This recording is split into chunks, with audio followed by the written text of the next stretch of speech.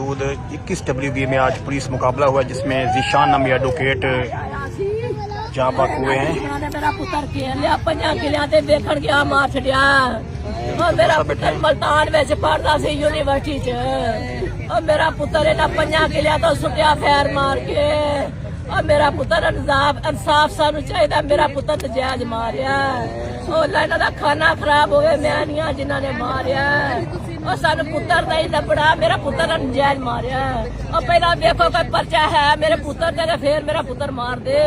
पहला पर्चा ते वेखण मेरा पुत्र नजायज ना मारिया। मेरा छोटा जा पुत्र होया अल्लाह। मेरा छोटा पुत्र सी। मेरा मोहम्मद हसनैन वो हजे तक ये नहीं होया। अंदरों पंडे छोड़ मैडम सहमत हो जाएंगे यहाँ पे बैठी इन्ना नुकसान करके तो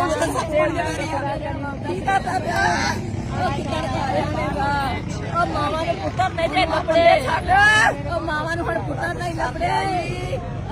पैसे पुलिस रखी लोगों